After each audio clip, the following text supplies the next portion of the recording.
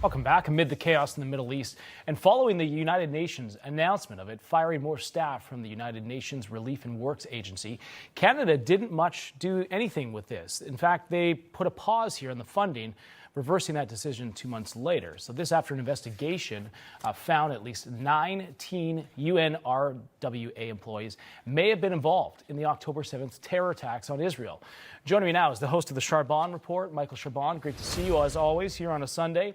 What is the culpability here of these workers in the October 7th terror attack on Israel? And why is Canada just continuing to fund it? What lessons can we learn here stateside?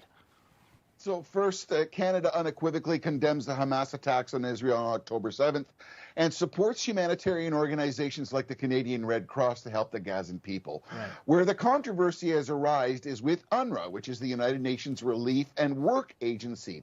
Israeli Defense Forces, when they're going through Gaza to eliminate Hamas, have revealed evidence that UNRWA may have been culpable in the October 7th massacre. IDF troops have revealed vest cam footage and journalist footage of multiple examples of UNRWA facilities, UNRWA schools and headquarters having caches of weapons, tunnel access, even evidence of bags of concrete labeled UNRWA in Hamas tunnels. So these locations were being used predominantly as human shields. Right. Even in elementary schools, they've seen anti-Semitic indoctrination teaching videos. So basically what happened is that about 16 countries decided to suspend their funding to UNRWA. Currently, UNRWA staff is under investigation. They just fired 7 of the employees this week. UNRWA had the largest funder, was the United States, who stopped.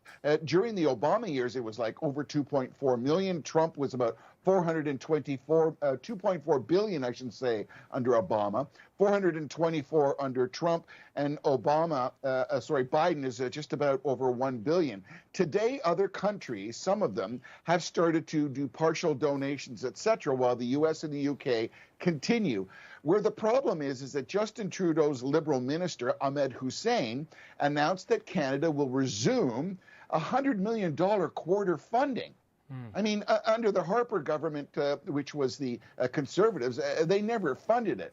So today, Canadian Jewish groups, B'nai B'rith, even the Israel ambassador to Canada are outraged and say that UNRWA is a serious risk. And John, UNRWA denies the allegations and suggests that defunding UNRWA is collective punishment to the Palestinian people. But I mean, UNRWA was established in 1949, and it's a perpetual refugee funding system. So there's a lot of stuff that's up in the air, but so far, the UK and the United States has not, ponied up more money. But this is a serious situation, John. Yeah, absolutely. Where does it go from here, Michael?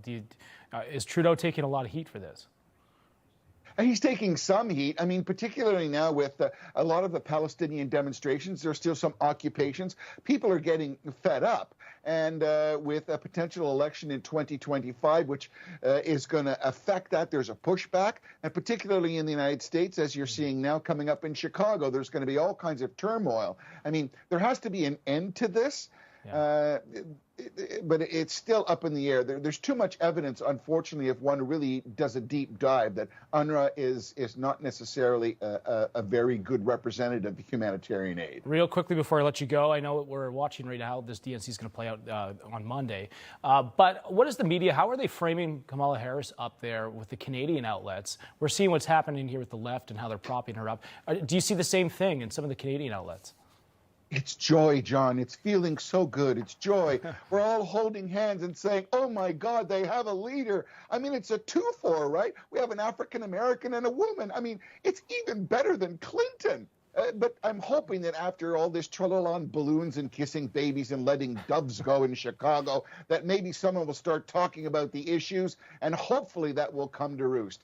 But it's embarrassing. The liberal media up here are holding hands and just enjoying the joy, John. It's just enjoying the joy. We will see when she maybe will do an interview, whether or not she still has. Are you going to Chicago? I'm not, unfortunately. I'll be here in studio covering for Rob Finnerty in the morning show.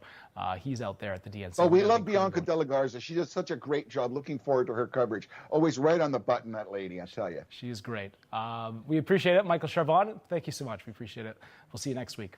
That's going to do it here for Sunday Report. Thank you so much for watching. Stay with us. Sunday Agenda starts with Lydia Serrani right now.